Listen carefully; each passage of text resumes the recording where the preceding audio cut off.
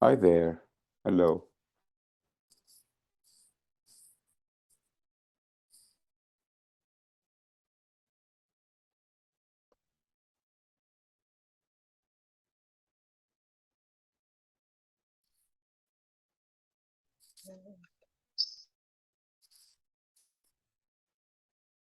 Hi, Tato.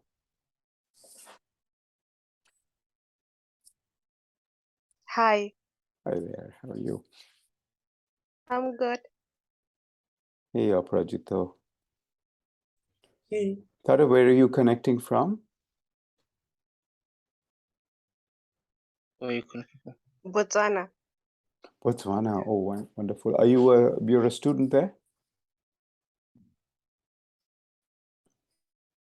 Come again? Are you a student there? Yes, I'm a student. You're a undergraduate student. Okay, fantastic. Ah, there's Yeah. Evan. Hello. Hey, Evan. Evan, this is Aparajito. He has been looking at the relics in M33. yes. Aparajito, I've been showing some relics examples to Evan. And Tato is connected from Botswana. Tato, are you in college there?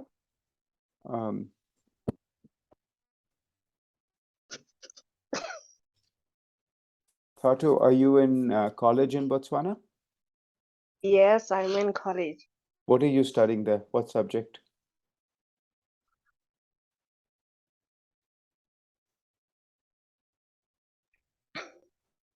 Bachelor of Public Health. Ah, I see. Public health. Yeah. Okay. Fantastic. Evan, I'm going to use this moment to screen share some of the relic spectra that Aparajita sent me. Okay. I've been meaning to show them to you anyway, so let me show them to you over Zoom. That he stepped away for a moment. He stepped away for a moment. I saw that. Yeah. I'll just bring it up. And Tato, I know we will introduce what we are looking at tonight, but we'll just wait for a few more people to join in case others join. Okay. So thank you for your Okay. patience. Yes.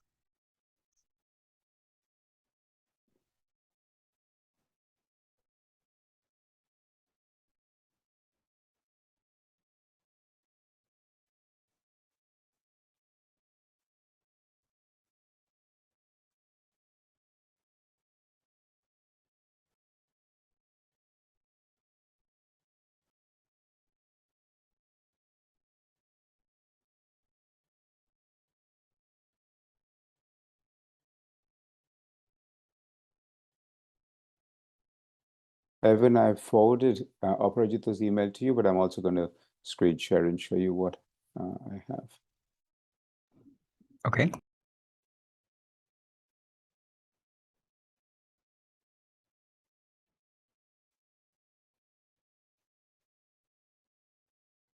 So he's written an explanation. I forwarded that, but here are examples of, and it's a little small to read this. So I'm going to zoom in.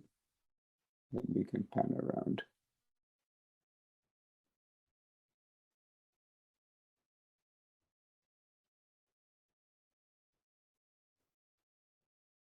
So the things that have blue boxes on them are things that have pairs identified, so Passion series, sulfur 3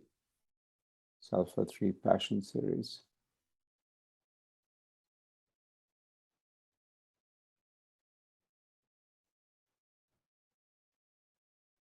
Are you able to see that okay? And even the night sky subtraction is not, the airglow subtraction over subtracts at the top and under subtracts at the bottom for all the airglow lines. You can see that. But these ISM lines look different in the sense that the top is under subtracted, the bottom is over subtracted.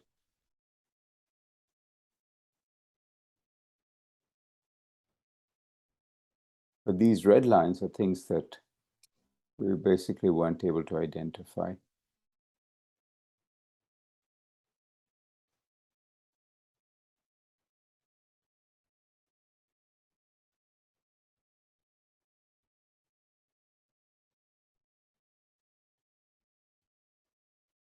So this is one slit, but the one with the many, that I think is this one here. I think. Let me check. Yeah, oh yeah, look at this. This is really crazy. Slit number 20. Okay, I'm going to zoom in. Hey, I'm back. Hey, Aparajit, I was just showing Evan this slit that has so many of these lines. This is the slit 20 in the A1 M33P list, right? Yes.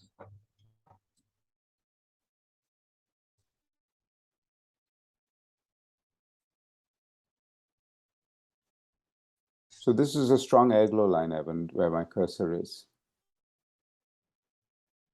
And you see some imperfections in the subtraction.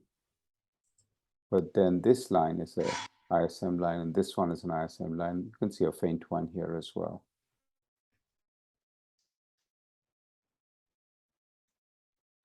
Sorry, I was muted. Yeah, I see that.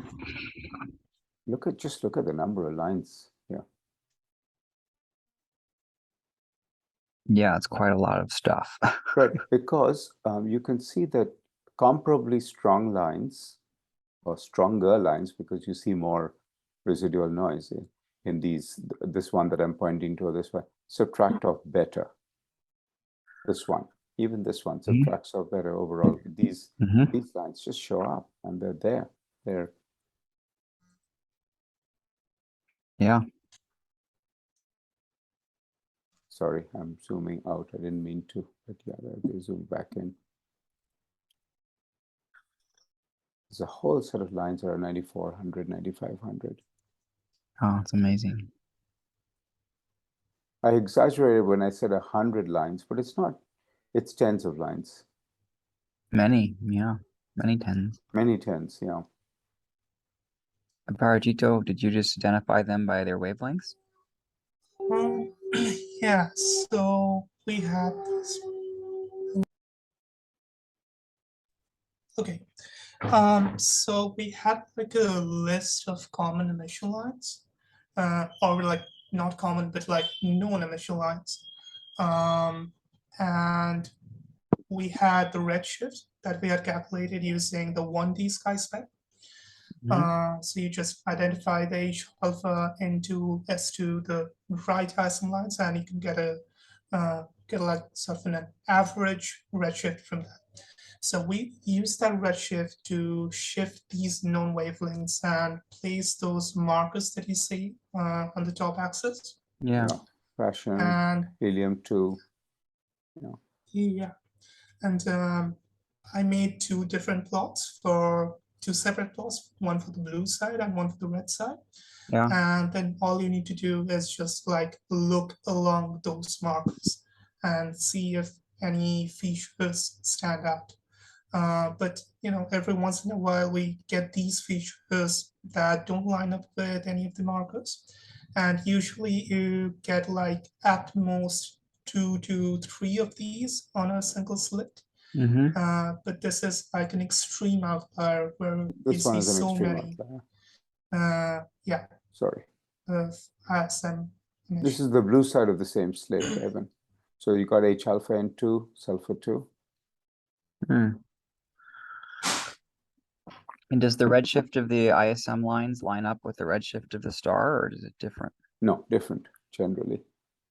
How different? Tens of kilometers per second. I mean, because that's what the typical dispersion in M33's disk is, for one thing.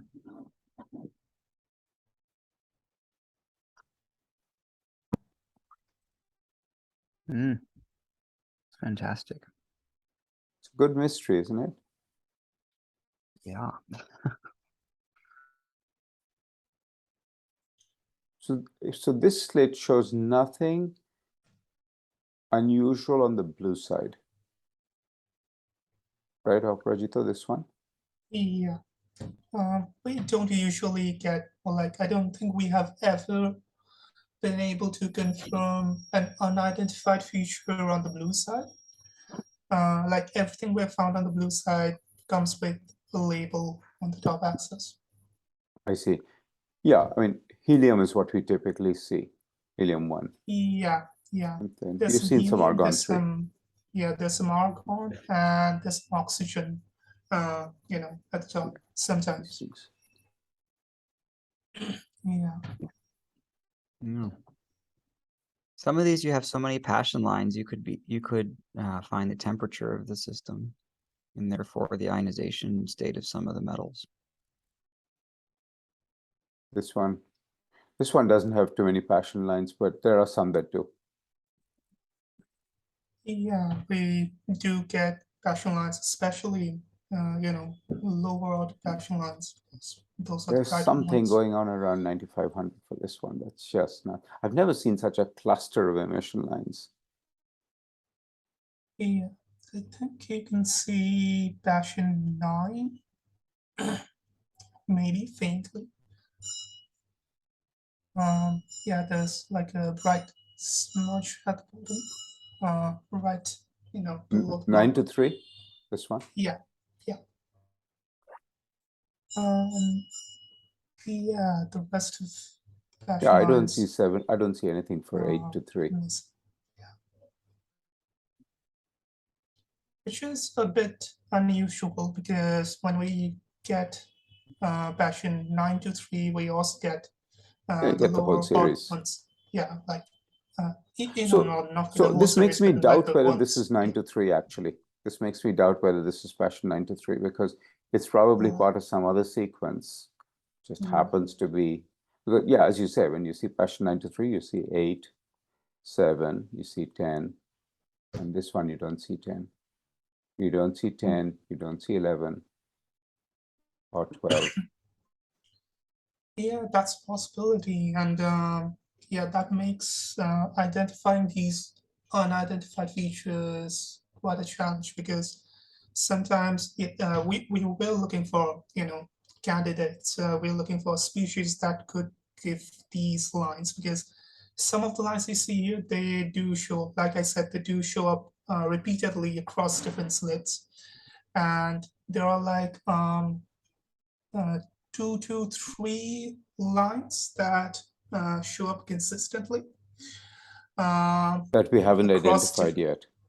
Yes, across different masks and across different slits on a particular mask. So what we did was just go over to the NIST spectral database. Yeah. And just made a search in the wavelength range, like took a very tiny range that contains that line and looked for it. But oftentimes you come up with multiple candidates, and sometimes it's really hard to differentiate because they are separated by less than 0.65 angstroms, which is the resolution for the 600 CD gradient. That's the pixel size. Our resolution is somewhat worse, but that's the pixel size, yeah, 0.65. Yeah. I mean, in other words, willing to operator, I'm share saying we these? can. Yeah, sorry, go ahead, Evan. Would you be willing to share the slit file with me? Oh, yeah, absolutely. Yeah. The 2D spectrum. The slit file and also all of the SP slit files. Okay, I can pick that out. I have them. The SP slit files. Let me think. Yeah, I know where to find them. Amanda reduced the data, so I know where to find them. SP slit files are before sky subtraction. I don't remember. Slit files are after sky subtraction, I remember. Yeah. I know the SP slit files are somewhere earlier in the chain, but I don't remember either. SP slit is single exposures. Oh, I see. And then slit is the combined 2D spectrum. I see. I was also thinking of asking Deborah to, I was actually thinking of asking, Deborah's reduced a few slits for me. I was asking her to look, I'm going to ask her to look over my shoulder while I run pipette on this mask, and she can, that'll be a great way for me to learn. Athato, what we're looking at here are what are called 2D spectra from a slit spectrograph. So your wavelength running along the x-axis and position along the slit running along the y-axis. So, but Evan, I can definitely send you the 2D spectra. Thank you. Oh, thank you for looking into this. This is this is the crazy system. This is one that I said to operator, this one slit alone is probably worth writing up into a paper because it's so crazy what's going on here. Yeah, and but we haven't actually looked at the entire data set. So some of the masks are still waiting to be, Z-spect. analyzed. You mean they're waiting to be Yeah. Z-spect or waiting to be? No, waiting to be inspected, as plots like this. Oh, I see. Okay. So they've been Mhm. identified as relic slits, but you haven't gone through them in detail. Yeah, Got you. yeah, that's right. There's a So, total number of yeah. relic slits identified so far is 130 some, but I found a few more in yeah, this that's latest data set. I found maybe another 20 or 30, maybe 20 more.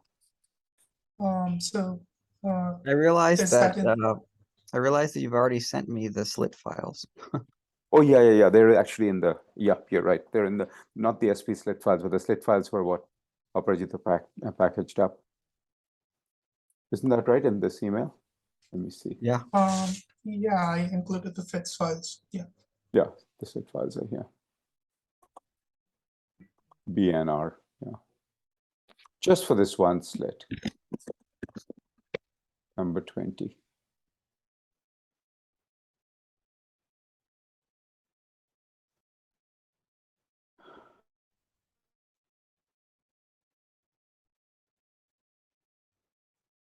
Oh, and Evan, this image that we're looking at, this is a different slit. This is number 18.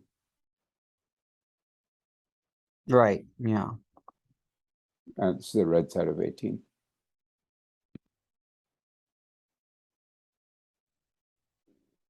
This has the whole Passion series, for example. There's Passion 7, 8, 9, 10, 11, 12. This is more typical.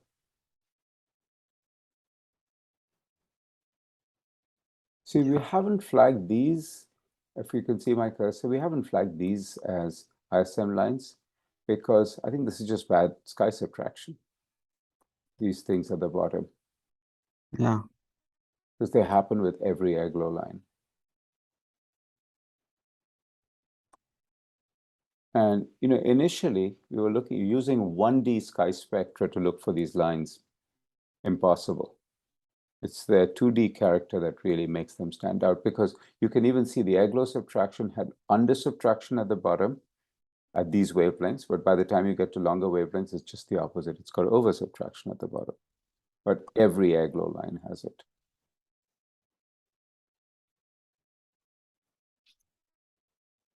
Exposure complete. I'm going to, Have you looked at the 2D image of the raw image? No. We haven't looked at the raw 2D. Would you mind sending me that as well? That would be multiple images, right? Because there would be more than one exposure. Yeah.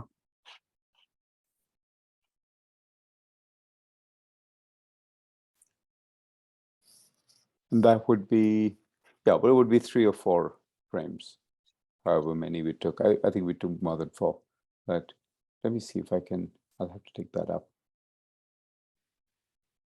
CCD readout complete.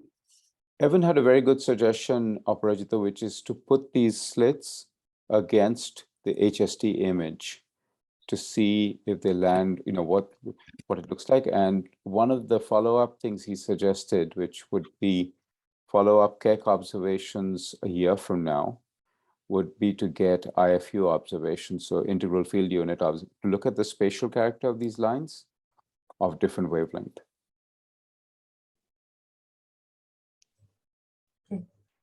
Yeah, that sounds good. This would be a proposal we would write in March of 2023 to ask for time in the fall of 2023. Brand new instrument. Brand new instrument. The instrument's been around. It's had a red arm added to it.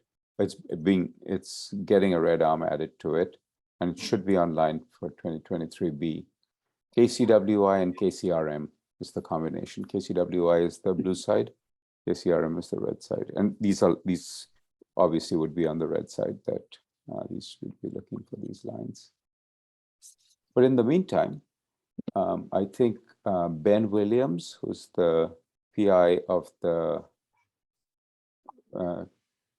HST project that imaged Triangulum in 6 filters, 2 ultraviolet, 2 visible light, 2 infrared. It would be good to overlay the slit 20 in particular, on that image, because it's probably a complex area of star formation that this is hitting. In general, it would be good to look at the relic slit, again, those images, not just this slit, but all the relic slits against this. So Evan, we have 3 categories of slits. We have slits in which we don't detect any H-alpha N2, sulfur 2. We have slits in which we do detect H-alpha N2, sulfur 2. And that alone, nothing unusual. And then slits in which we detect these extra lines. And then among that, within that third category, slit 20 on A1 and 33P is an outlier, and having that many lines. So.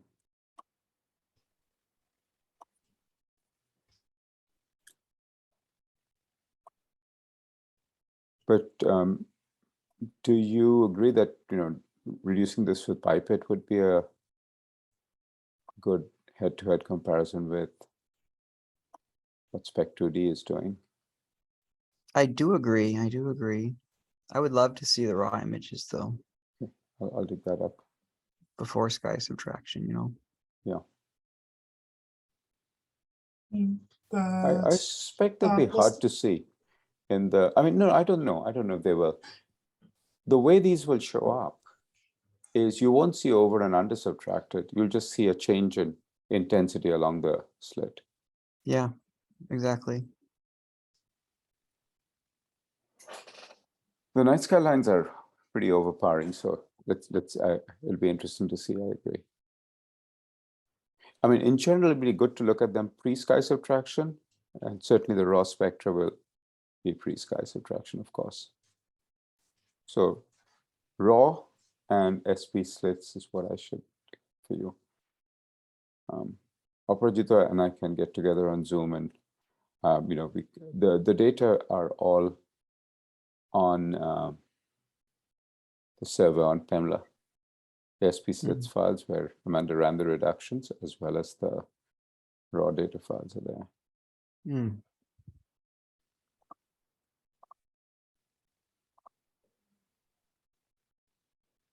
And just to yeah, go ahead, Aparajita. Was the issue of coaddition with pipette ever solved? Was the what issue solved? The issue with coaddition. Oh, yeah. No, I remembered what Deborah has done for. So pipette's basic method is every individual exposure is reduced separately. But Deborah has written some code outside of pipette that is part of what she shared, wants us to run, that coadds the 2D and 1D spectra. The thing is, if you look at the outputs, like at least the ones that were provided, they are kind of weird, if you remember. Yeah. Like the intensity is really, really low, which suggests that the lines are not lining up. Like the emission lines are not lining up for the most part.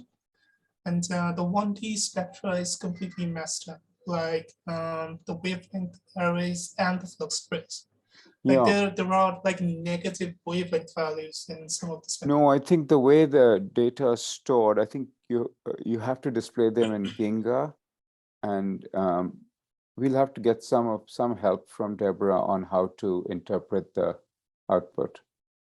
Yeah, I tried opening it in Ginga, but if you remember, my computer takes like 40 minutes to open one segment of the 2D spectrum on doing that. So yeah, it's unsustainable, but I tried it and it still looked weird. Okay, so I'm hoping to have an in-person meeting with her, and I can loop you in when we do that, so you can connect through Zoom. Great. Aparajita, you've met. Yeah, sorry, go ahead. Yeah, go ahead. No, I just wanted to introduce you to. I mean, since we now have a group of 6 people on the Zoom call. Moletlani Shipa is from Botswana, so is Tato Futego. And Sarthak is from India. Sarthak, worked in SIP over this past summer. Different time zones. Aparajita and Evan Aparajita's been working with me for the last year and a half or so. Looking at. Where are you now, Aparajito? I am in India. I'm near Kolkata, which is Rajasthan city. Very good. It's afternoon there? It's evening here. Evening. 7 in the evening.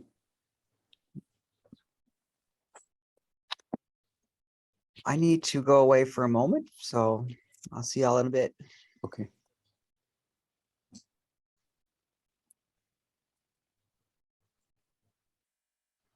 Good, Sarthak. Thanks. Good to hear from you. Sarthak, you're located in Hisar, right?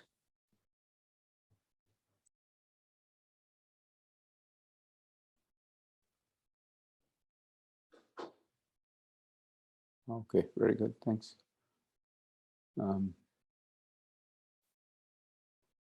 So Tato and Moletlani, we are looking at some 2D spectra from DEIMOS. We're also continuing to collect data for tonight, but we're looking at some 2-dimensional spectra, where what you're looking on the numbers on the x-axis is wavelength in angstroms. You can see that it goes a little bit beyond 10,000 angstroms in the lowest row. 10,000 angstroms corresponds to 1 micron. And then it almost read it like the lines of a book, where you read from left to right, then you read the next row from left to right, then you read the next row from left to right. So these are 2D spectra of a small section of a galaxy called Triangulum, and this dark band is a star in Triangulum. It's a negative image, so the parts that are black have more light, and the parts that are white have less light. So it's a negative inverted image. And Aparajita is studying some of these very unusual vertical structures. These vertical lines. There are many vertical lines that are, they sort of look peppery, with a little bit of maybe white at the top, black at the bottom, or other way around. But it's these unusual ones that don't look like that, that are actually produced by line emissions, electrons cascading down within atoms or ions, within the interstellar medium of the Triangulum galaxy. So that's what we were just talking about. The ones in red are ones that we haven't been able to identify chemical or ionic species to go with them. You can see the identifications here. Thato, have you taken sort of a little bit of quantum mechanics, the structure of atoms in college yet? And how about you, Sarthak? Have the two of you studied a little bit about something like, for example, the Passion series of emission lines?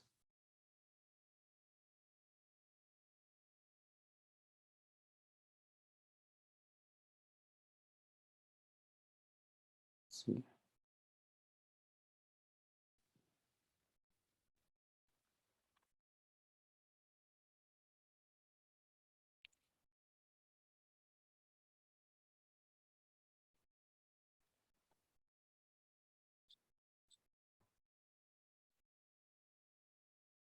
You're having your physics exam today. That's what Sarthak was writing to me. Very good. Aparajita, are we going to send you? So there are these files whose names start with SP slits like that. And those are some intermediate step of the spectrograph reduction. And then the raw data files, they contain the raw spectra from all the slits on the mask at once with individual exposures, separate files for individual exposures. So those are what I'll dig up for Evan. We need those anyway to run Pipet, so it'd be good to isolate them. Let's see.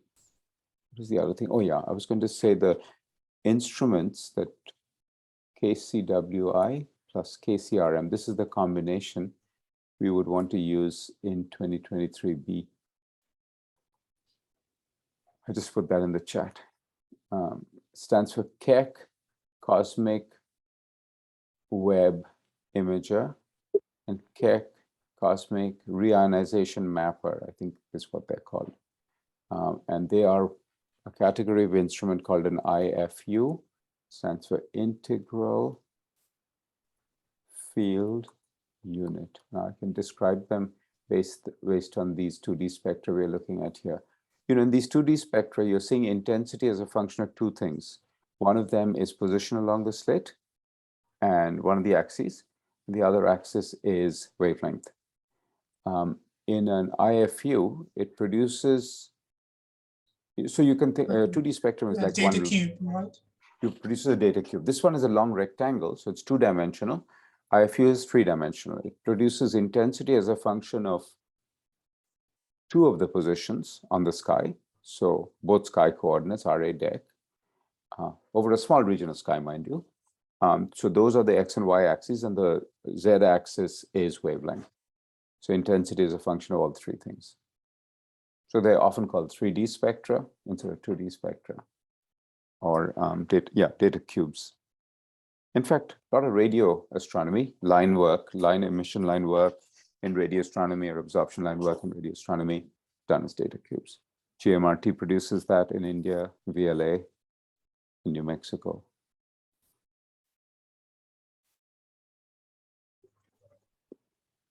But I think an immediate task is to see if we can put the relic slits, the general ISM slits, and this particular slit on the fatter image.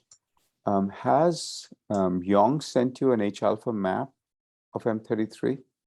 Yes. Because I think one of Yes. the things to do is,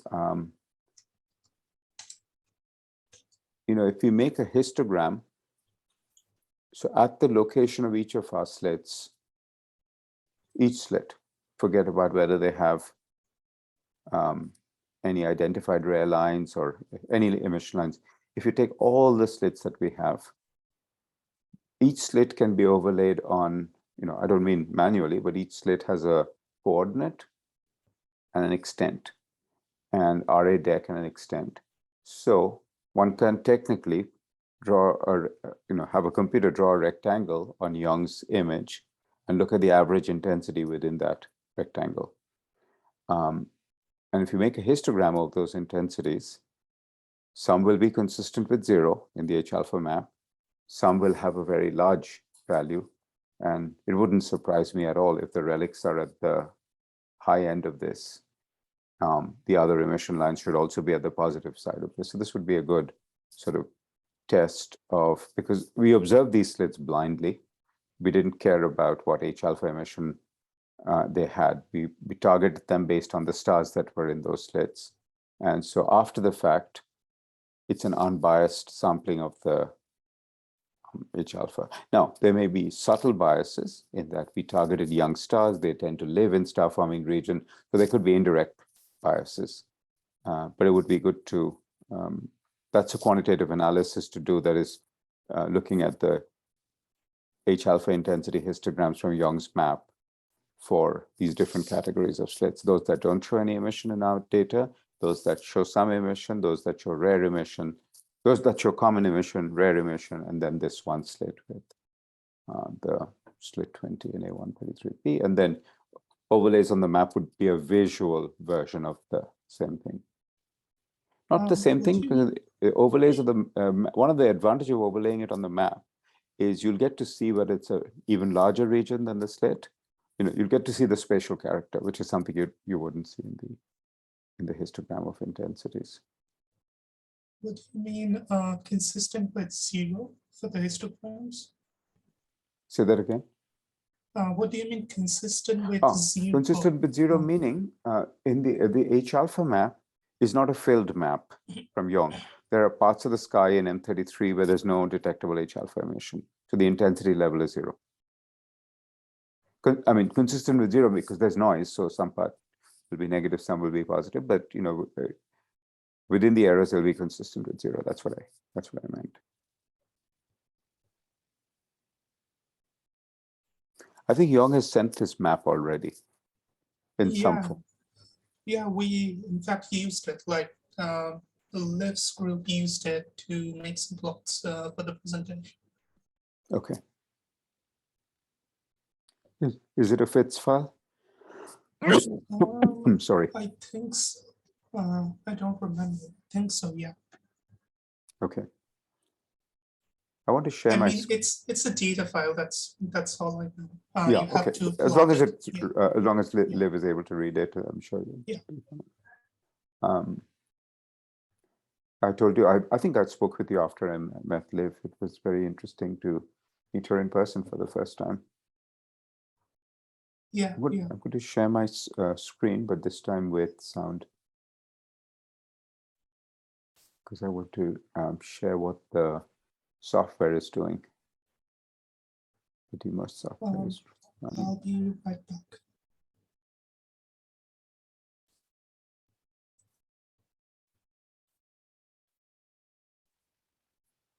My software isn't running. Let me set that up.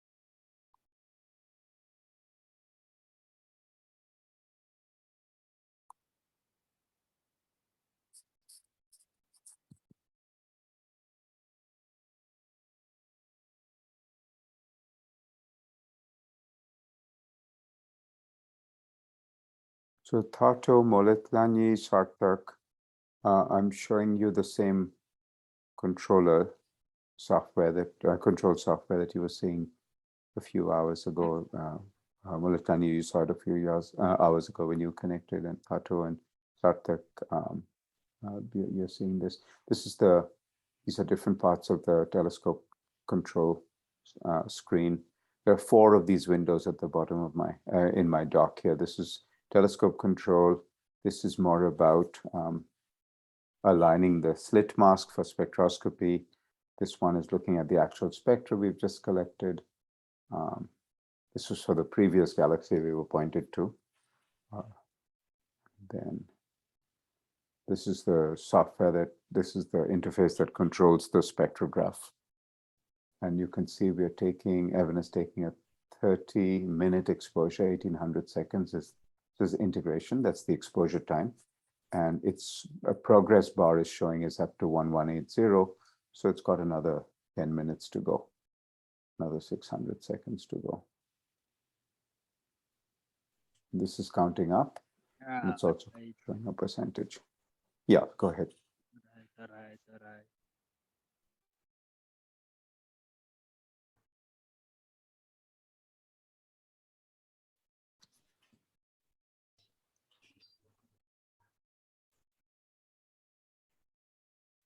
And these spectra that we were just inspecting, these are spectra we took earlier in the last couple of years, but these have been partly processed to remove the effects of the Earth's atmosphere and some of the instrumental effects. And we're doing some research on this. Aparajit was leading a research project on this. All right. So you were saying stars somewhere here. Sorry, say that again, please. Earlier you were saying there's something from a star. Or you are seeing a star somewhere here. Yes. So a star emits the light from a star is very broadly distributed in wavelength, meaning when you look at the light from the sun puts out light at all wavelengths in the visible spectrum. And so when you create a spectrum like this, stars form this horizontal band across. This dark band across is the star, not the sun, but a star in the Triangulum galaxy. You can see its horizontal band going across like that because stars emit roughly the same amount of light at all wavelengths. So this horizontal dark band is the star. This is a negative image, so dark means more light is coming. Yes, all right.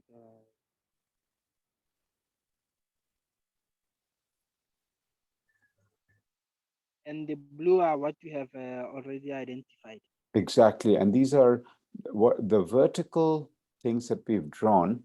This is emission lines from downward cascade of electrons within ionized plasma, ionized gas in the space, located in the space between stars. So it's called the ionized interstellar medium. It's gas, ionized gas that fills the space between stars. And it produces these vertical emission lines. They're not perfectly uniform because the upper part of the slit had more ionized gas, the lower part has less, and we're seeing that.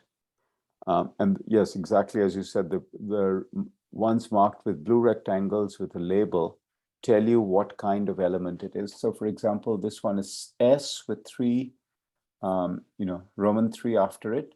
That means sulfur 3. And the Roman numeral 3 means 2 electrons have been removed from a sulfur atom. So it's a doubly ionized sulfur atom.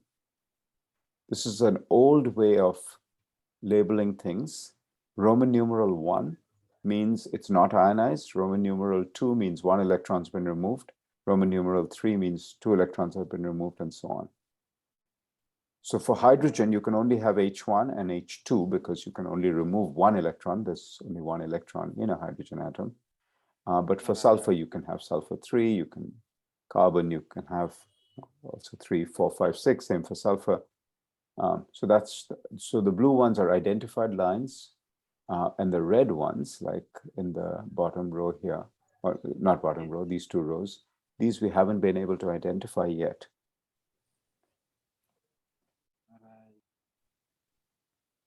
You can see that they have the same spatial character, that is, they're dark in the top half, like this one is dark in the top half, faint in the bottom half.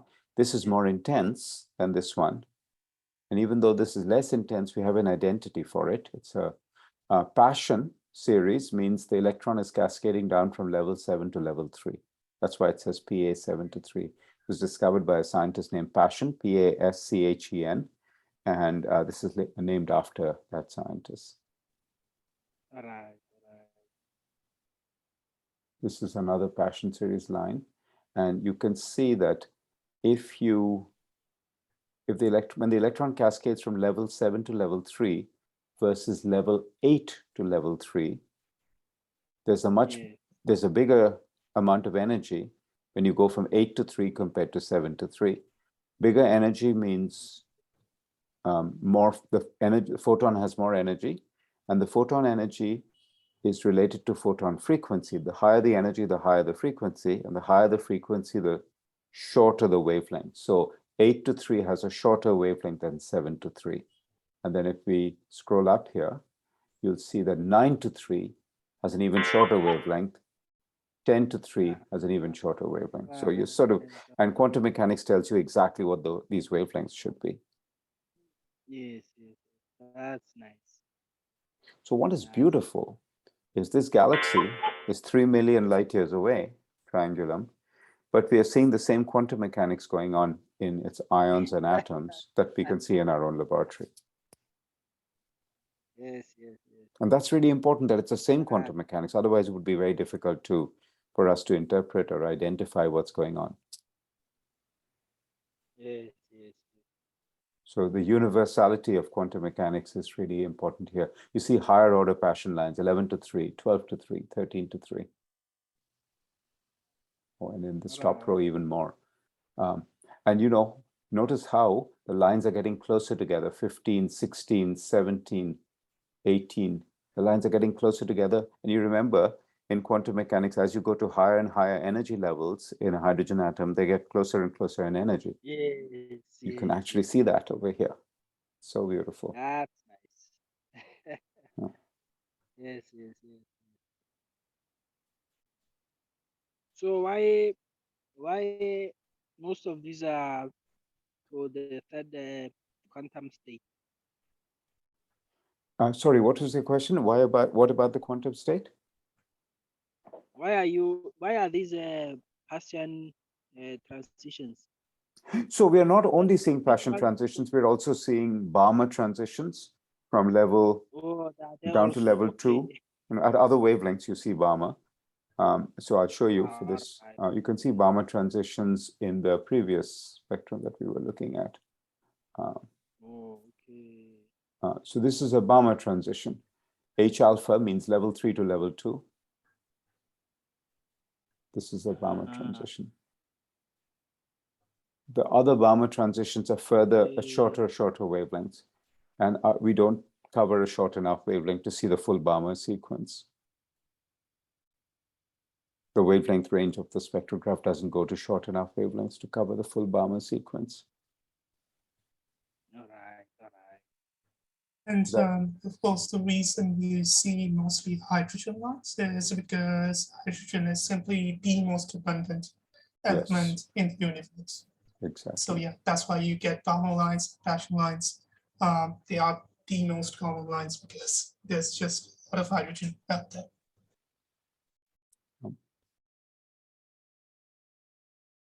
And again, the horizontal band is the star's spectrum.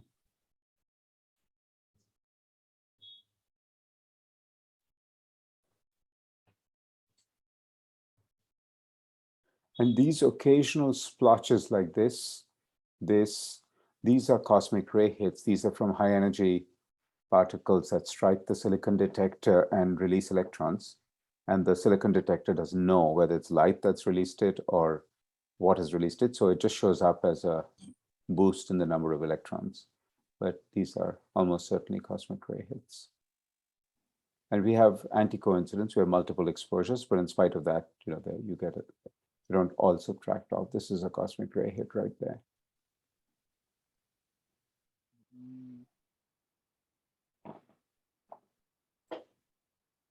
So people who study these cosmic rays, when they look at something like this, can they use it? I don't know. That's a good question. We throw them away because they are a bother for us. But yeah, sometimes in science, what you're throwing away is somebody else's gold. So we are, yeah, we haven't. It's a good question. I can ask my colleagues whether the cosmic ray hits that we study are useful for people who study cosmic rays. My wife studies galactic cosmic rays. Yeah. Yeah, operator, go ahead. Sorry. I mean, in fact, the ISM lines that we are discussing right now, it's stated that would otherwise be thrown away. Exactly. Like this is not exactly something that you know, people study or people actually like ask telescope time for. It's just secondary data that comes free with the, you know, main target data, and we are just using it because it's really valuable, and yeah, we are finding all these exciting things in it. So yeah, absolutely. But also to answer your question, we actually do study cosmic rays, just not in this way. Cosmic rays are definitely something that are observed Exposure using other different kinds of detectors. Detectors that would help to identify exactly what kind of cosmic ray it is, because cosmic rays are, they can be many different kinds of particles. They can be tiny particles or large particles. They can be charged or uncharged particles. And, their energy will tell you or like indicate their possible sources. So it's really, there's a lot to be discovered in It's that a field, whole other because- field unto itself, yeah. And for Yeah. cosmic rays, you don't need the telescope because they strike the detector directly. Yes, exactly. There was some Yeah, no, fascinating just- research. CCD readout complete. That ask that is any information that can be siphoned from your data that you are saying you are not using, but some other people may want to use. But I think you answered nicely. Thank you. Yeah. This is the latest spectrum that the last half-hour spectrum that I think Exposure that, complete. By the way, is this image only one side, or is this both the red and blue sides? it's everything. You can see in this display on the Yeah, left, that's right. the top Yeah. 4 CCDs. By the way, CCD5 is working properly again. Wow, really? Yeah, yeah, this is How did CCD1. they fix that? Wow. I was That's just amazing. Evan and I were discussing this with Carlos. They fixed something like the ion pumps that create the vacuum chamber, and related to that, they don't completely understand, but cleaning out the electrodes has made the electronics work fine again. CCD readout Wow. complete. Yeah, CCD5 is working again. Right now, they're taking images to align the mask. That's why you're not seeing spectra. That's why you're seeing frequent taking of images. In fact, what they're doing is they're doing slit mask alignment here. These peaks on the left, you'll see them change. This is what is, I believe this is what is running right now.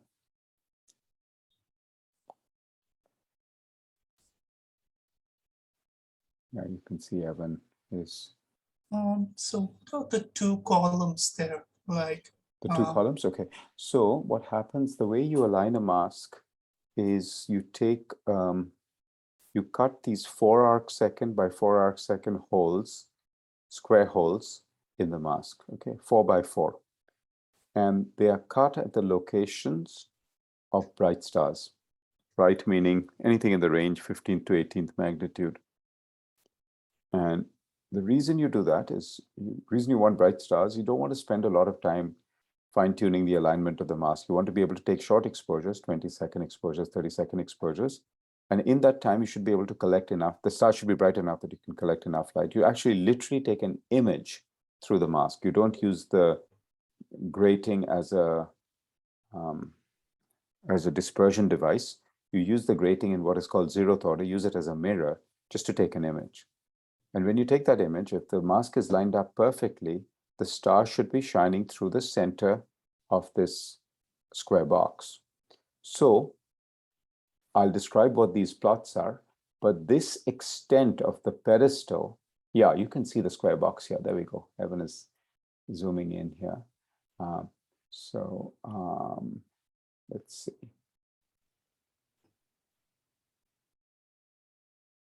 So you saw the square box, and in the square box, so this pedestal has a width of 4 arcsecond, and each pair is a plot of intensity versus x on the left and intensity versus y on the right. Meaning, if you take a 2D image and you collapse all the y information, you can plot intensity as a function of x. That's what the left plot is. And if you collapse all the x information, collapse meaning just co-add all the x's, and plot intensity as a function of y. If the star is perfectly aligned within the box, the x profile and the y profile should show a peak right at the center. And you can see that it's not exactly that, but it's if you find that all these boxes are located throughout the body of the mask, as you can see. So boxes 1, 4, and 5 are on the right side. Boxes 2, 3, and 8 are on the left side. I don't know what happened to 6 and 7. 1, 2, 3, 4, 5, 8. So, 6 and 7 are down here. You can, let's see. Oh, I'm not, I'm not in interactive mode. I'm in view only mode, but it's not showing you all the boxes here. It's showing 1 through 6. Anyway, if the mask is not perfectly aligned, suppose the mask has a slight offset to the left or right compared to where it should be pointed in the sky. If it's pointed to, if the mask is offset to the right, all the stars will be to the left of the centers of the boxes. If the mask is rotated, then the mask, the stars will be offset by a certain amount on the left, different amount on the right. So we use this information to tweak the x. You see x inst, y inst, and rot in degrees. This is in arc seconds, and this is in degrees. We tweak the orientation of the mask by a tiny, tiny amount until it's achieved perfect alignment. Okay. Yeah. That's what this is used for.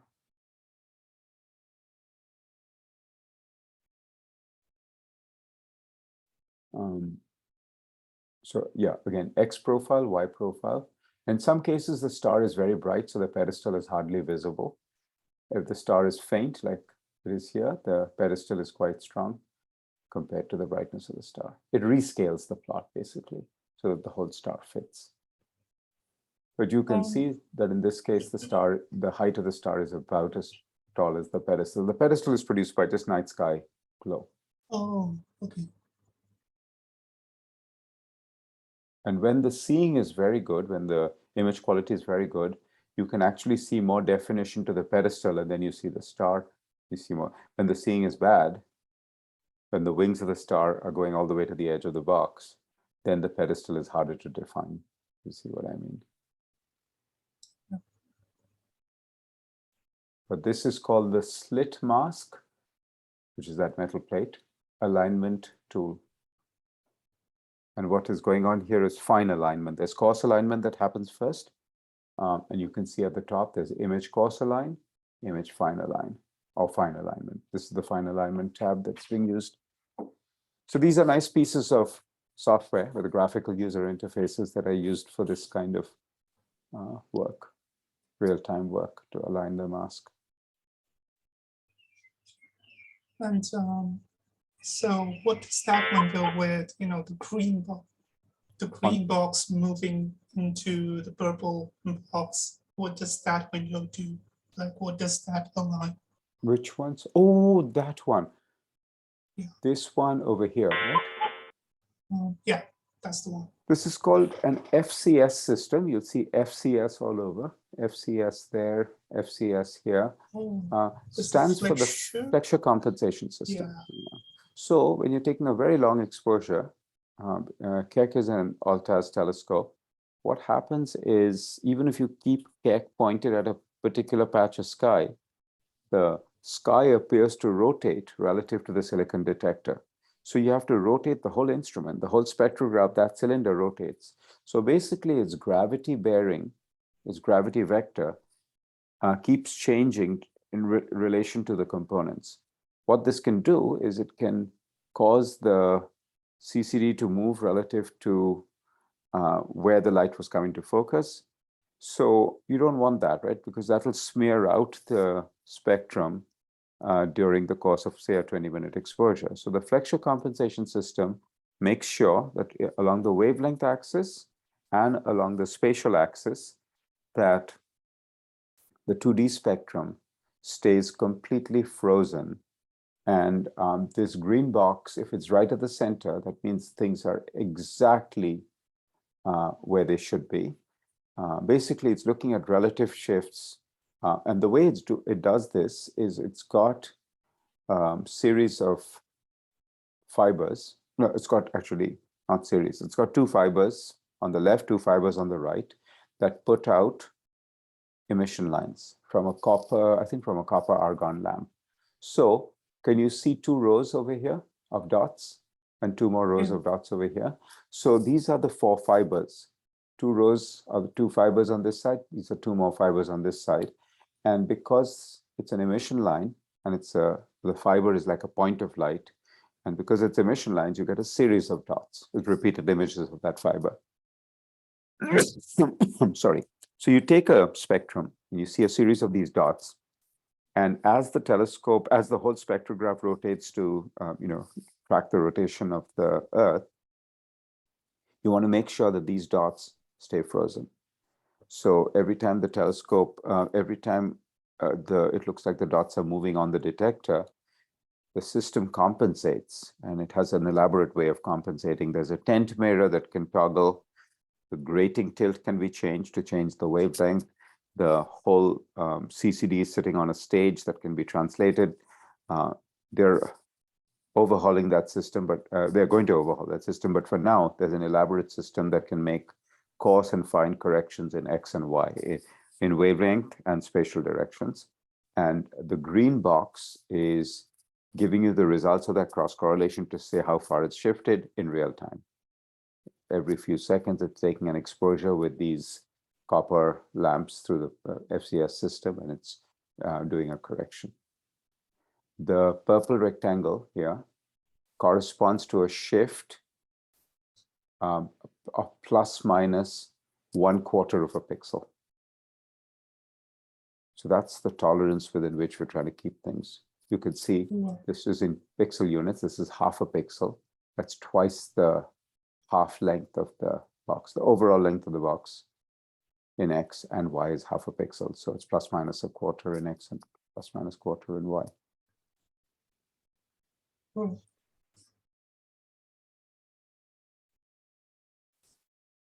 This is one of the special features of DEIMOS. Not many spectrographs have a flexure compensation system. And the old days when spectrographs were smaller and less heavy, you didn't have to worry about this.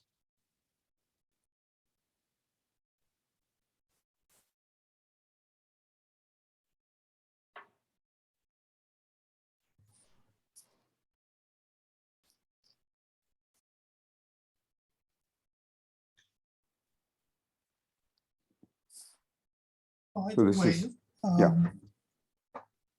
Yeah, so this is a question about the targets of today. So these are stars in the Andromeda, right? This is the southern half of Andromeda. No, that we're going to be doing that on the 26th and 27th nights. Tonight, okay. Evan is looking at stars in satellite galaxies that orbit Andromeda.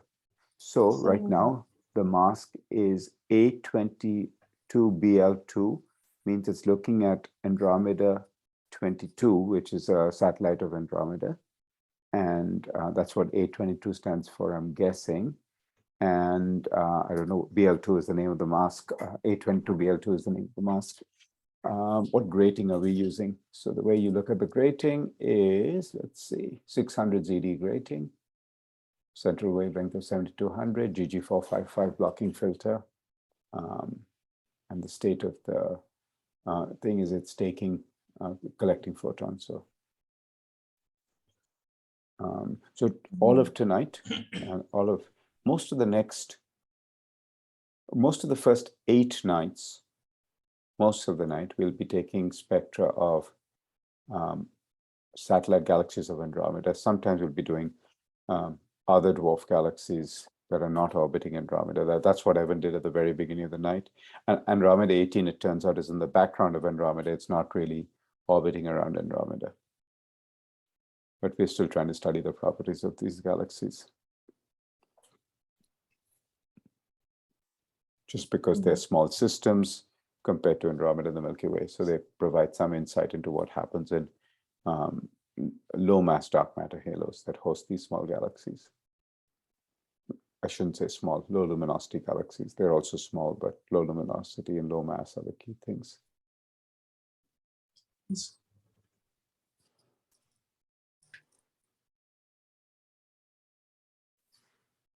Well, the thing I was going to ask was about, I guess, the targets that you will observe on 26th. Yes, yes. So those are stars. So we'll actually be going after stars in a satellite of Andromeda also, a satellite called M32 that's superposed against the disk of Andromeda. And so we'll be simultaneously observing stars in M32, the stars that belong to M32, and stars in the disk, southern disk of Andromeda, south part of the disk. That's what we'll be doing for most of the 26th and 27th. Yeah, my question is, how did you select the targets? Because we don't have data from SFAT yet, right? We do. don't. No, we do. We That's do? exactly Oh. what Lara is using to design the masks. It's called FAST, P-H-A-S-T, Panchromatic Hubble Andromeda Southern Treasury. Right. So that's exactly Okay. what Lara has used to design masks. We do have images. The FAST survey started in December of 2021, and its second season of observing was in June, July of 2022. So they quickly processed the data, gave them to us, and so that's exactly what Lara's been using to design masks. The masks have been designed, they're being mailed. In fact, I can show you that in my mask inventory page, these masks are everything that is blank over here in these two columns you should ignore, but something like this. This stands for M31, S for South. I forget, R means we're doing a red side spectrum, 1200 G spectrum, and this is mask A.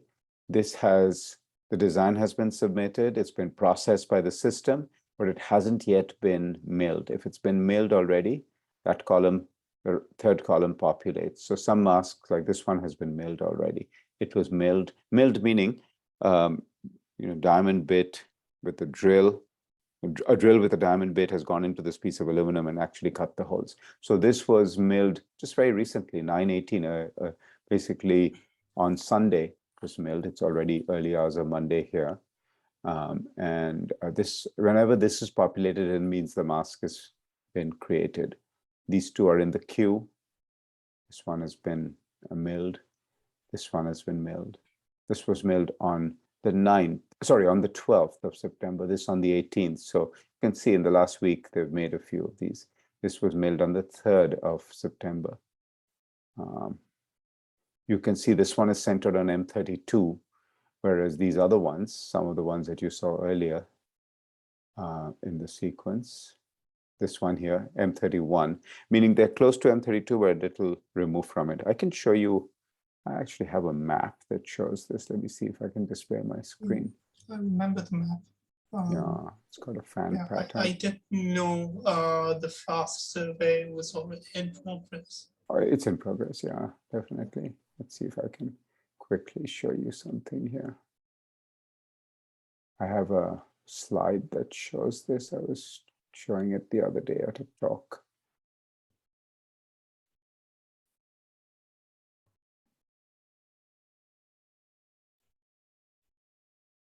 So there's the southern disk of Andromeda. There's M32. So we have almost a Japanese fan pattern with 1, 2, 3, 4, 5 masks. It's actually 10 masks. There'll be 2 masks at each of these positions. The masks don't look like perfect rectangles. They have these funky shapes to them. They look like the capital, with a little bit of imagination, they look like the capital letter B, because they have this indentation and then come out again. 2 masks because what we do is, for some of the faintest stars, we want to improve our signal to noise. So they're in common between the 2 masks. They're in fact, some of the stars in this region, that's why we have a fan pattern. Some of the masks in this region will be observed by maybe all 10 masks. Some will be observed by 6 of the 10 masks. So they'll have longer exposure time than a star that only gets observed once. So it's a clever design, and Lara's put a lot of work into this. And then some of the masks, like some of the ones in yellow, won't touch M32 at all. And some of those have been designed also. So, and the black rectangles here show the fast bricks. This is the HST coverage. Dark, when it's dark like this in black, bold black, that means this part of the survey is complete or partly complete. Some data have been taken, and when it's these very thin rectangles like these 4 up here and this one down here, that means that part of the FAST survey hasn't started yet, not even in a single filter.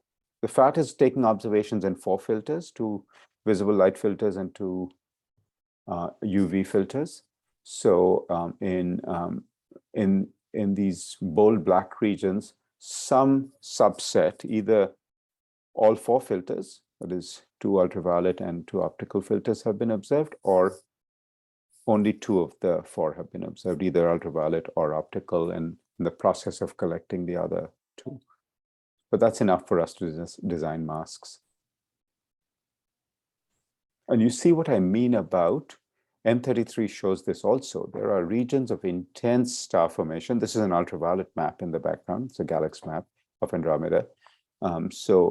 This is a map of where the bright stars are, where the ions are, because this is an ultraviolet map of Andromeda. There are ultraviolet maps of M33 also. So this is why it would be useful to overlay our relic slits on an H-alpha map and possibly even an ultraviolet map.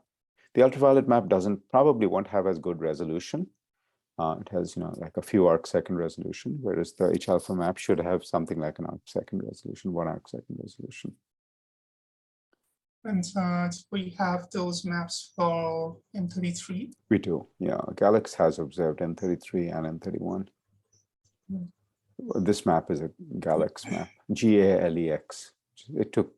It's a satellite. It's a space-based satellite that took images in the near and far ultraviolet NUV filter and a far UV filter.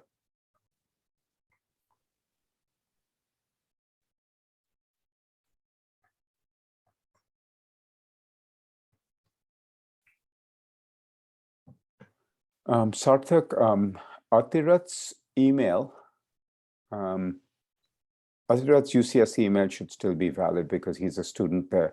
So I don't think his UCSC email's been deactivated. He may be super busy because it's just classes are starting next week.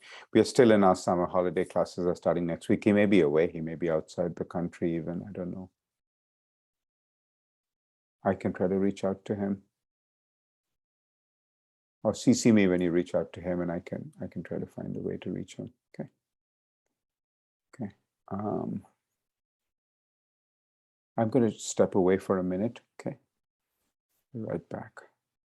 I'll leave it not on this screen, but on these screens so you can see what's going on. Be right back.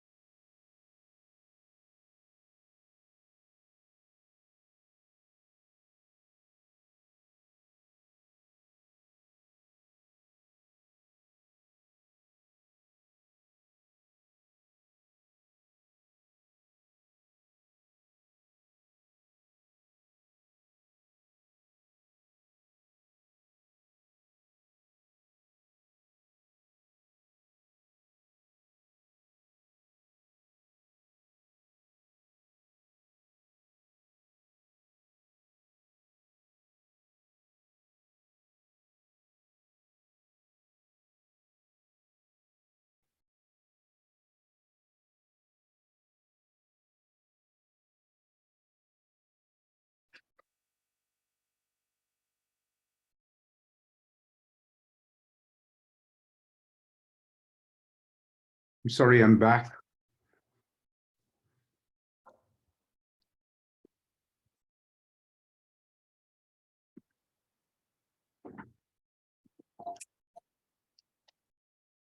Aprajito, Evan and I are both very, very tired because it's the end of the night, and I took a nap in the middle of the night. Yeah. Of course, he's been working all night, and it is just confirmed with him that what he's observing is indeed Andromeda 22, and it is B for bright stars, L because it's the late part of the night.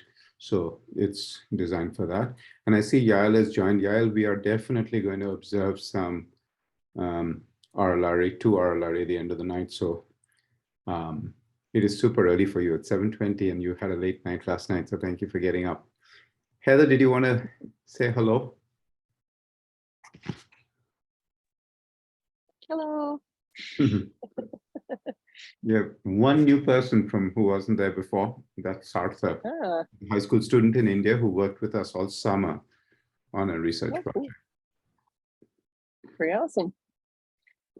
Everyone else on DCD readout complete. the call was there in the earlier part of the night as well. Aprajit has been doing research with us.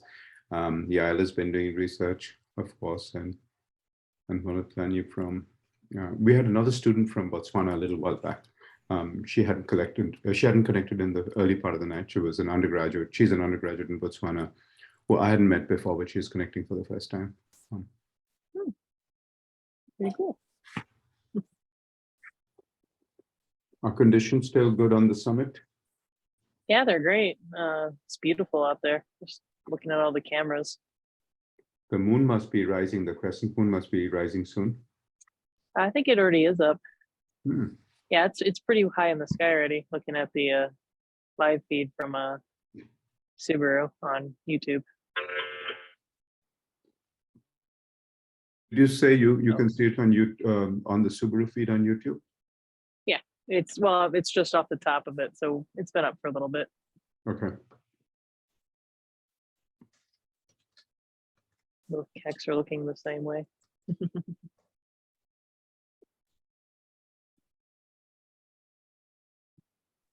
When do you come down from the mountain, Heather? How many more nights do you have up there?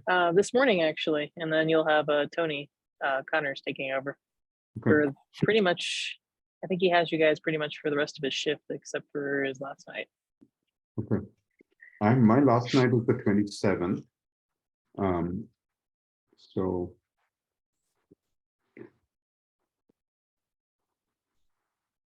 Maybe he does have you the whole time.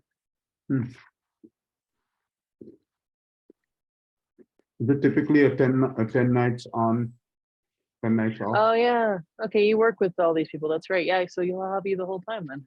And then Rita will take over. She's doing one little bit of training with him and then flying free on her own. Wow.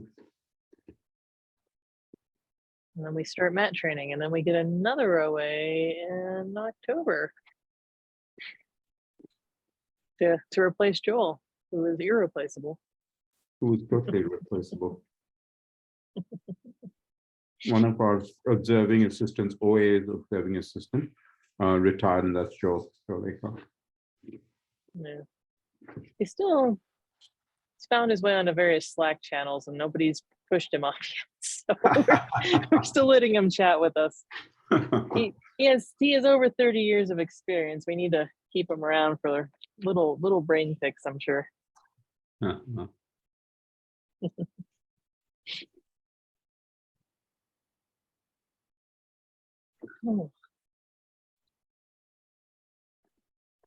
Yeah, I assume you've joined so you can see us observe the RL Lyra. Yeah, I have.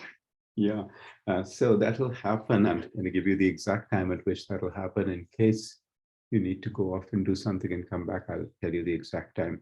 So what you're looking at, well, let me share my screen. I can show you how we decide when.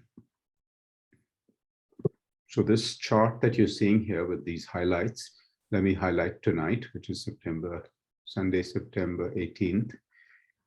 This shows you when the sun sets.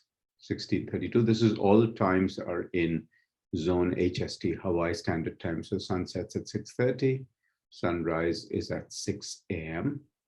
Hawaii, so that's 9 a.m. California. But 12-degree twilight is at 5:22 Hawaii, 8:22 California time. So little less than an hour from now is when we'll be observing the RLR around 12-degree twilight, when the sun is getting closer to the horizon, but it's still 12 degrees below the horizon, right around that time, about 10 minutes before that. So at 5:12 Hawaii, 8:12, so that's about 45 minutes from now, we'll be observing RLR, 2 of them that Yuting sent from the Pan-STARRS 1 survey. Okay, cool. That's good. I sent Evan the coordinates. He put them in the star list, right, Heather? You guys refreshed the star list lately. Yeah, he had me reload it for him to. Then I see a bunch of PS1 stars on the end. So exactly. So I can look at that on the. Where is it? I can find it on the Magic GUI. On the Magic GUI, right? it should be on that GUI there. Yeah. Oh, can I go there? Unless you accidentally closed it somewhere.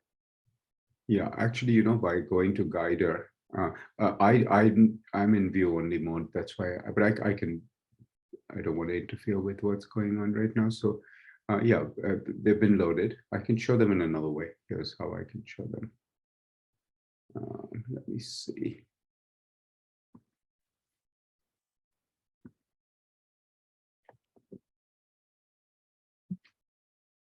Jared, can you see my screen? Oh, yeah, I can.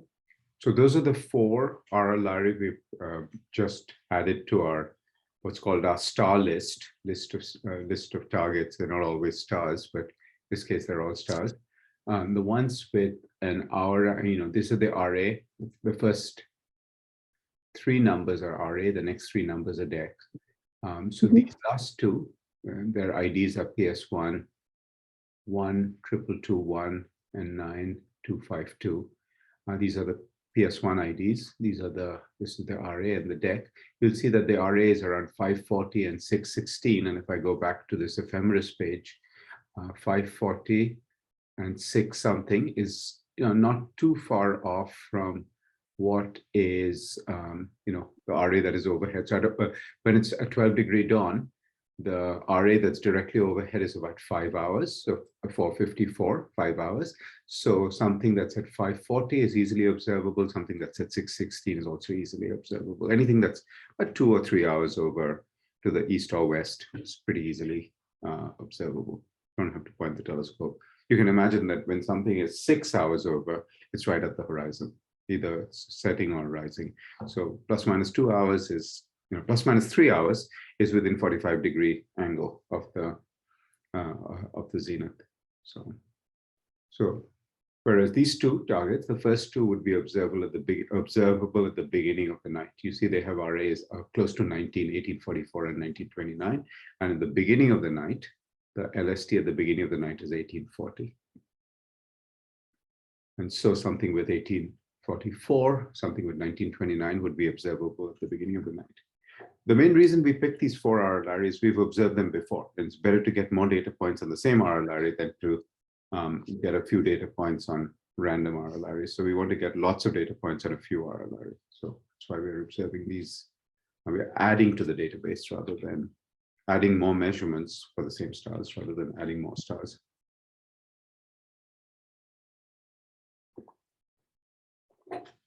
And yeah, remind me, you're at Mountain View High School, right? Yeah, I am. Okay. Classes I are. think you have the STEM week at Los Altos High School in like October 3rd. Yeah, so you're part of that? I am not, but a lot of the SIP kids like from the Bay Area are thinking of like if they can come down and talk to you too. Yeah, I love that. Love that.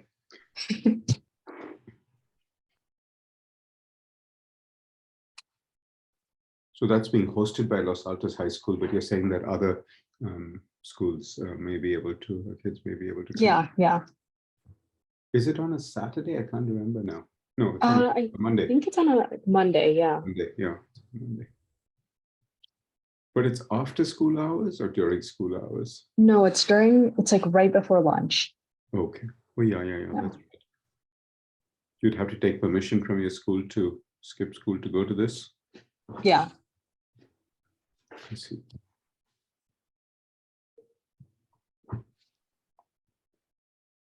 Wait, sorry, you were saying something like right before that? No. I was just pointing out the star list and how one makes the decision of what is observable or not. It's using this table. So I'm in Hawaii through these 10 nights that you see highlighted.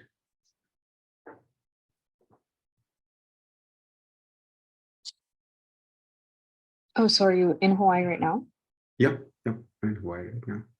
Evan and I are both in Hawaii, even though we were connected on Zoom, we're in adjacent rooms just to prevent audio interference. So, but I'm in Hawaii right now. I just arrived on the Big Island like several hours ago. Evan and I were in Maunakea for an outreach event with you remember there was there were two brothers, Hunter and Walker, and the teacher Vicky. They're all on the island of Maunakea. So we had gone to visit them in their school. So Evan and I were there from Friday afternoon through Sunday morning. Then Sunday afternoon, we flew from Maunakea to Maui to the Big Island, to Kona.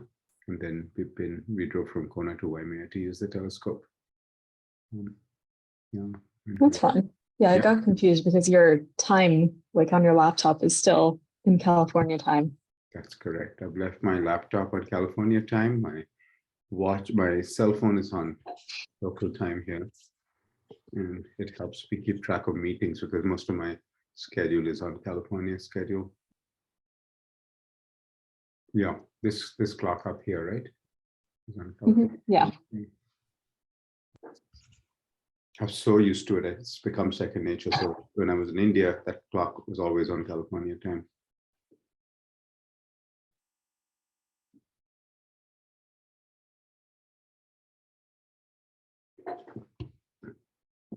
If there are any questions from anyone about either these VNC windows or the things we were talking about, ephemeris, or these RLRAR, please feel free to ask.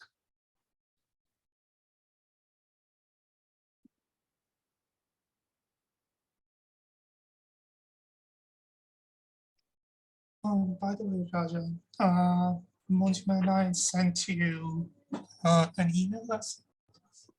I saw that. I read the email of Rajita. I haven't had a chance to answer it. Remind me of this is about. I read it now. I'm blanking on what it said. So it's basically a follow-up to a couple of updates that we had shared a few days ago, or like last week, I think. Yeah. So basically, the urgent thing is Mojima needs to connect to the rest of the group. Okay. And yeah, it would be great if you can send out an email.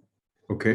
Maybe calling a meeting, because she has reached out to everybody, but she hasn't heard back. No problem. Yeah, and reach out. It's more likely that they will respond to you. And 12 and 16? Yeah, I think so. 12 or 16, I think is okay. Okay, good. And 2 of our interns are interested in continuing with the project. I think they've reached out to you directly. And regarding my project, there was a brief meeting with Kang, and we discussed possibilities with the 1D spectra. Okay. We don't know if we would be able to implement the plans that, things that we have planned, but it's interesting nonetheless. I shared the link to a paper. And regarding the Weisz project, Mojima and I were looking at well, we just discovered that the Gaia DR4 data release contains a huge data set of quasars. So maybe we can, if we can like do some cross correlation with that, some cross matching with that database, maybe that would be good know. to do. One thing you should look at for the Gaia quasars is look at their magnitudes, look at their G magnitudes, and see if they are all brighter than the typical G magnitude of the CFHTLS sources. That would be my only reason to think if you don't find matches, it will be because of that. How is Gaia identifying quasars based on lack of proper motion? Yeah, I think so. I mean, they actually use the quasars to, find the coordinates as a fixed coordinate. Yeah, okay. So it must be the anchor system of the. They have like, I don't know, 3 million or something targets there. Yeah, so I would plot the G magnitude distribution, apparent G magnitude distribution of the quasars, because you also have G magnitudes for the CFHT quasars. I suspect that Gaia quasars are quite bright, because Gaia is generally, Gaia targets are brighter than 20th, for example. But take a look, I may be wrong. Yeah.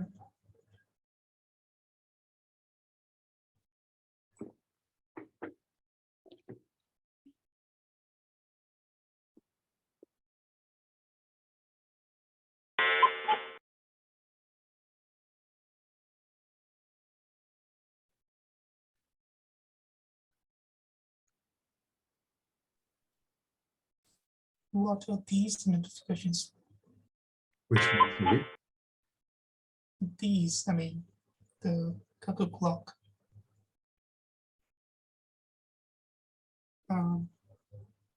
In the screen that you're seeing now? Yeah, I mean, no, I mean the sound, the notification. Oh, the clock. I don't know why it's making. I don't know why what's triggering that sound, because the green box is nicely within the purple square. So I don't know why it's what's causing that alarm. Because FCS is working fine. It's tracking. Tracking is good. When this shows green and tracking, that means the green box is inside the purple square. This is telling you what the grating tilt is. The tent mirror is one of the compensation devices to make the flexure compensation, to actually do the compensation. The doer stage is what moves the CCD. So it's just showing you that it's within range. If this was pegged against one of the ends, then you know it may be beyond the range of motion, not able to correct. These are all showing that everything is in a good range. Generally, the color green is used to indicate that things are okay. Things are working well. Color red or yellow are used to indicate there's a problem.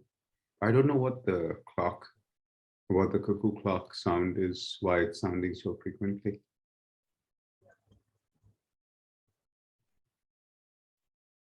How are we going to observe the 2 aurora lightning stars?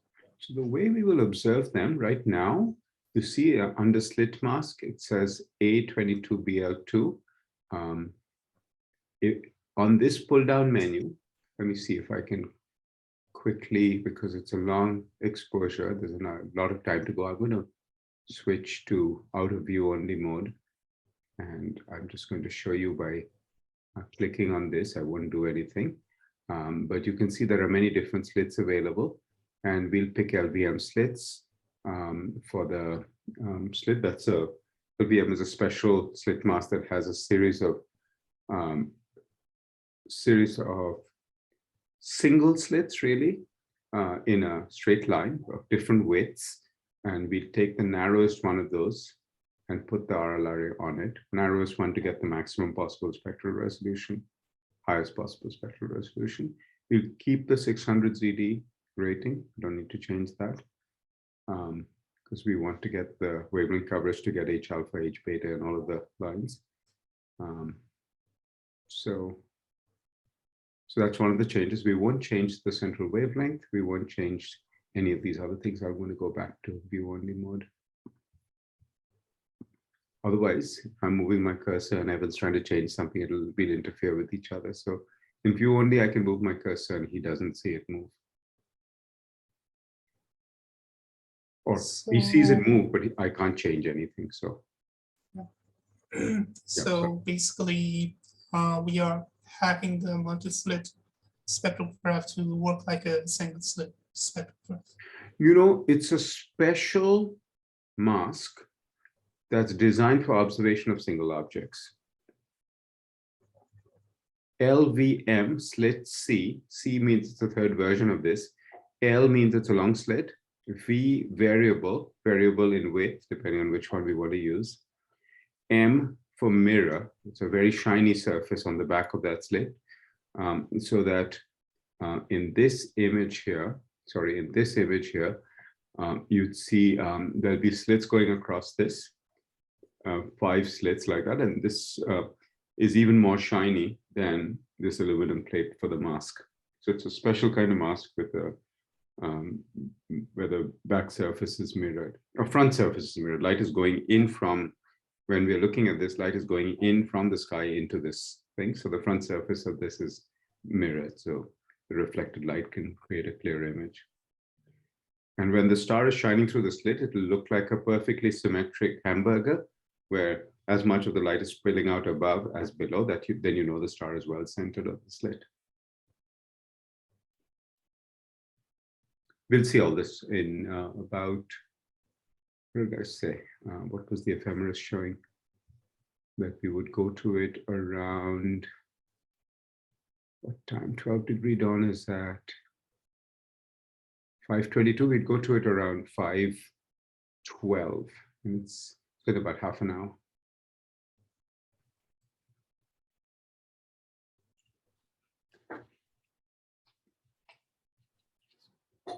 What's going on right now with the exposures? Let's see, this one has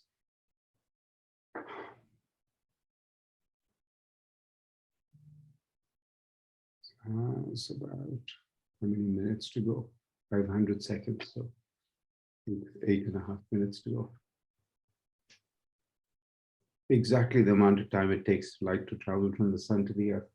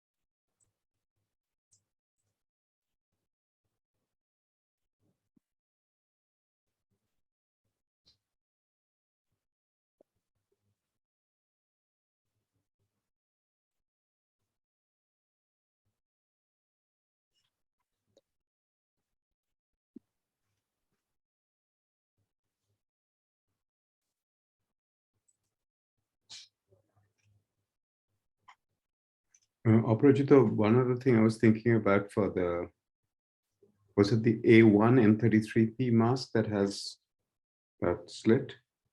Yeah. There's also a kind of file called an all slits file. There's 2 of them, ironically. If it's all slits, there should only be 1. But all the slits are packed into 2 files, one called all slits 0, one called all slits 1. And there the advantage is slits have been sky subtracted, but all the slits appear together and they are lined up in wavelengths. So all the night sky emission lines are lined up across all the slits.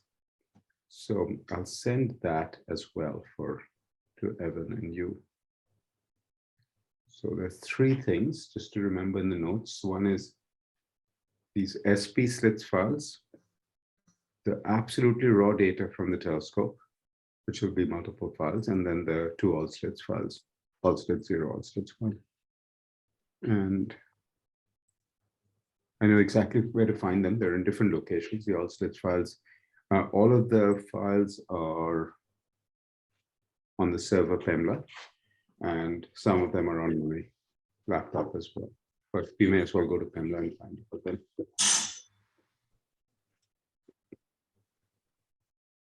It will take a little bit of digging to figure out on which night we observed A1M33P. We'll have to look at the observing log. I know which season. Yeah, go Isn't ahead. isn't that data included in the FITS files? Sorry, Isn't that data included in the FITS files? it may well be. It may well be. If you know which date it was observed, that would be very helpful. I think it is in the, I think you're right. It's in the Spec 1D files and Spec 2D files.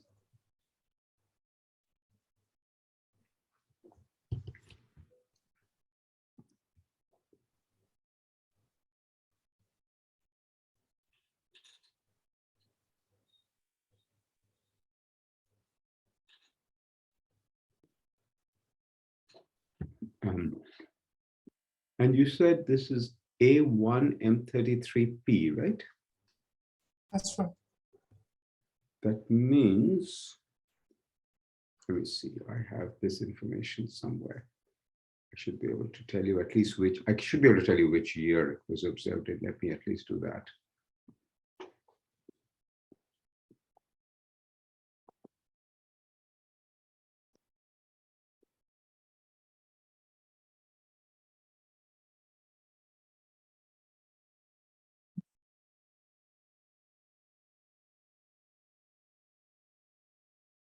A1M33P was observed in 2018.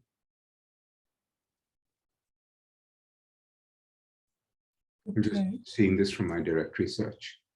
There's A1M33P is right there. It's under the 2018 directory. Let me look in the FITS files. Yeah, so the range of dates would have been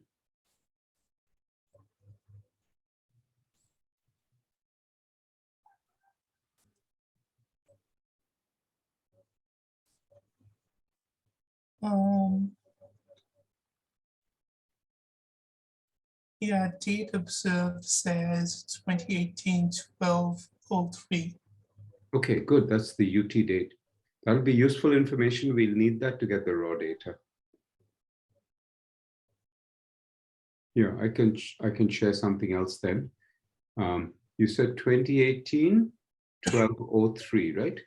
Let me go to my Keck Observer login page, and I should be able to find something there. So there are two dates in this one. One says, okay, the first one is date-OBS. Yeah.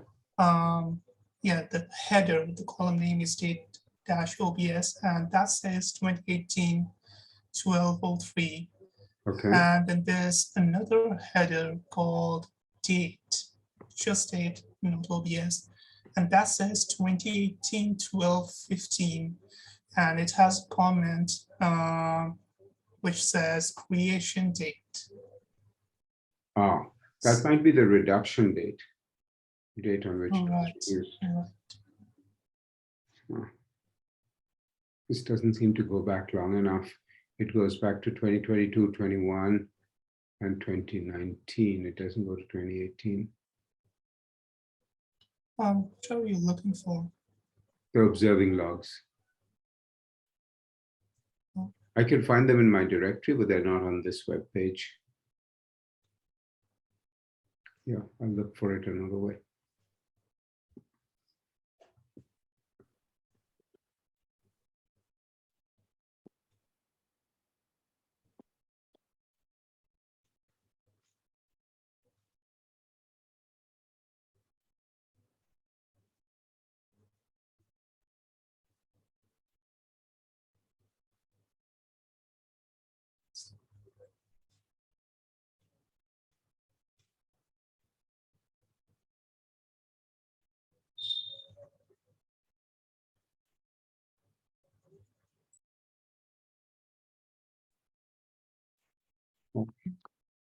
directory.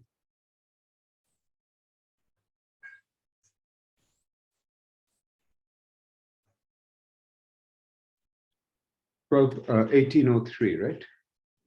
2018, December 03. I go to that directory. There's a lot of files, but there's an observing log. Exposure complete. Let me see if I can put this observing log somewhere.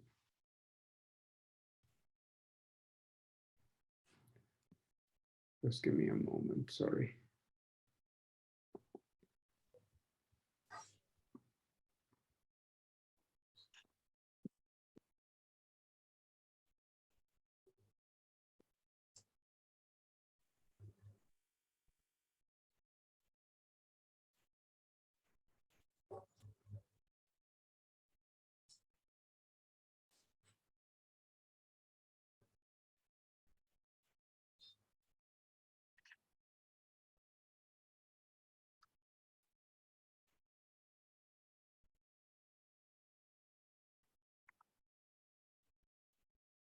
CCD readout complete.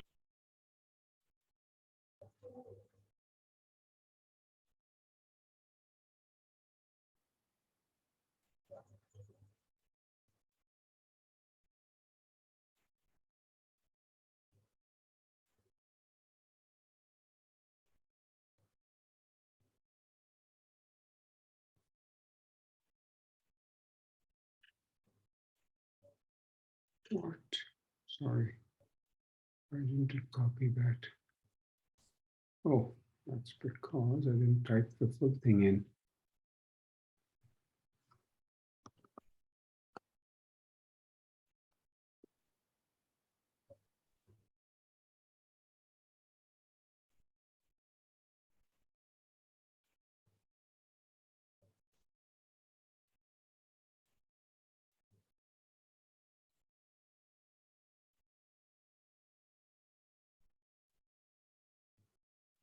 Okay, Aparajita, this is the observing log that we're looking at.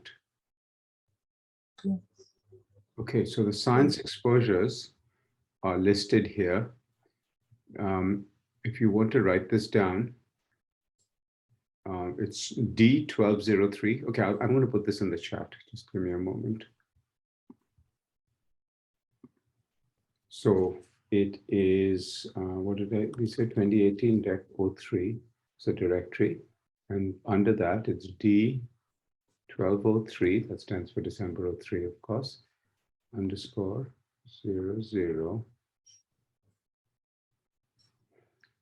34 to 24, 35, 36, 37, 38, 39.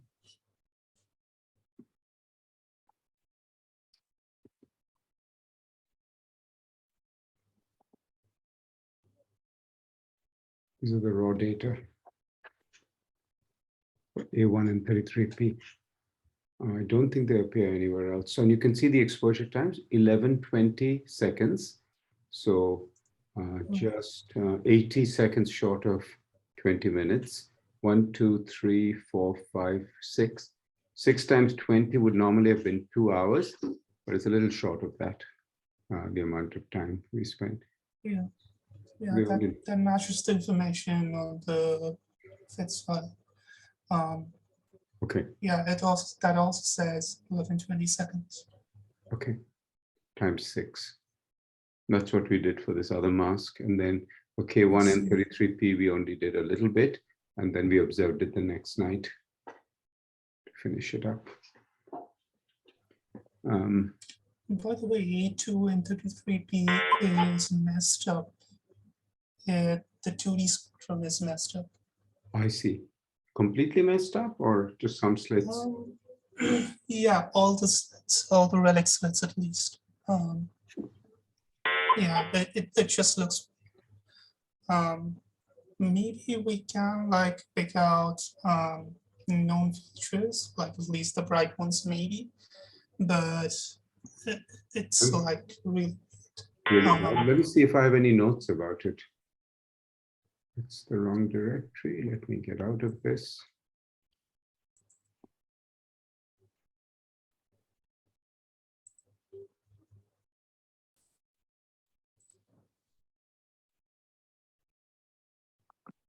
You said A2. That's yeah. I'm seeing if I have any notes at the end of the file now. Yeah, the blue side is okay. I The don't. red side is Don't have anything that doesn't mean there's nothing wrong. It's just I didn't document anything. yeah. I mean, there are lots of features in some of the slits. Mhm. Um, Lots of features, Coach. meaning ISM features. I'm not sure. Like I said, it's messed up. Okay, Should I share my screen? sure. I'll turn off my screen share. In a few minutes, want to go off and get ready for the Larry observation, but let's take a moment to share your screen. It's good. Did you write down the raw file numbers? No, I mean, because it's all the slits. No. I mean, sorry, for A1. Oh, yeah, from the chat. No, I will. Okay, that'll be great. Okay, so this is the blue side for one of the slits, and it's a little messed up at this end, but that's normal. Yeah, that is sometimes. normal. Yeah. It looks like the subtraction is weird here because I think that's the complexity of the H alpha line. You see the H alpha N2 have the same character where they're sort of in the upper right, there's a white. You see that in the upper right? Upper right of each emission line. Yeah, it almost looks like a mild C shape. Yeah. You see that in all three lines, right?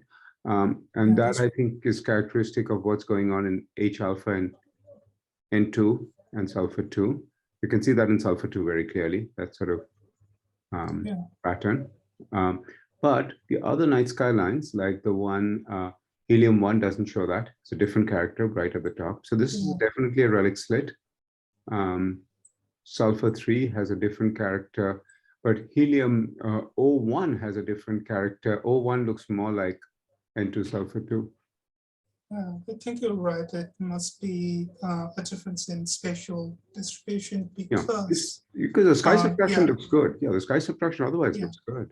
I mean, the sky subtraction looks good, and you can see this pattern here for these three lines, and then again for these three lines. But helium 1 is different in the middle. Helium 1 is different, and helium 1 is more like the other lines. Yeah. Like I mean, S3. if it was bad subtraction, the helium 1 would be also affected, at least in that region. Exactly. Yeah, it's not, and you can see that there are many night sky lines that subtract off fine. Yeah, that's right. The basic pattern for the for the uncommon lines is bright for the upper 3/4 and under subtracted for the upper 3/4 and over subtracted for the lowest quarter. This is the blue half of the spectrum, is it? Yeah, that's right. If we move over to the red side. And you said the red side is messed up. Yeah. So here, this is something called a bad trace. That's what's going on here. So it's really affecting all the night sky lines. It thinks the end of the slit is somewhere, and it's actually somewhere else. Yeah. You can see relics lines, though. You can still see relics lines. The night sky lines generally tend to over subtract. That's what you're seeing in the middle and under subtract at the bottom. You can see that throughout this. But then you can see there's one relics line in the far right there, exactly. And there's 3 relics lines. There's four in that band, few more over here. So, and here, the night sky subtraction has gotten very bad because of the bad trace at the bottom, but you can see 2 relics lines. One in the middle of the slit, sulfur 3, and then... Should we count these? I mean, that's my question, because... Yeah, those are real relics lines. It's just that bad sky subtraction. You're right that the sky subtraction is very bad for this, and it has to do with the fact that the slit is truncated. You see, it's getting truncated at the top, and that's affecting things. You can actually see an unidentified ISM. Exactly. And then if you go to the this lowest, one, this one shows up in multiple slits. Yeah, exactly. Then you go to the lowest one, you see it's still very bad, and now it's really difficult to tell what's a night sky line and what's a relics. Yeah. all of them look like relics there, but I don't think that's the. Yeah, I mean, So it is messed up, but not so badly messed up that we can't do anything with it. this one, for example, the blue side is kind of affected here. Yeah, you're right. This is a different slit on A2. Yeah, yeah. So this is one that's worth running through Pipette, for example. Okay. So hopefully Pipette does better, but this is another relic slit on A2, right? Yeah, yeah. All of these are relic slits. Yeah. And see, in spite of the bad sky subtraction, you can see 3 or 4 relics lines. I would say 5, one on the far left. Not in that one, but the one above. So there you see 3. In that band, you see 3. One on the left, 2 on the right. Yeah. But in the one above that, you see 1 on the far left. Far left, even further to the left. Oh, this one? Yeah, that one, exactly. Then you see 2 that are about a third of the way from the left edge. Those 2. Then you see 1 sort of in the middle of the slit around 8996.7373, just to the right of that. And then 1 more to the right. Should we count these? I mean, I think so. I've never seen these. So, I mean, these 4 emission lines have never been observed. Yeah, so maybe we should suspect them also because the sky subtraction is so poor. So I think it's worth waiting to improve the sky subtraction on these. Yeah. Again, the blue side. Yeah, again, the blue side is okay. Significantly better.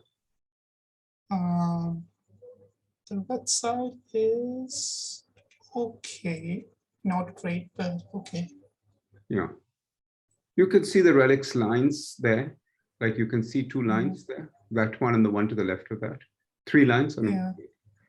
But you can see the faint line on the right, another one to the left. Yeah, you can see the lines. Just once you know the facial character, you can see them. And in the lowest band, you can see 2.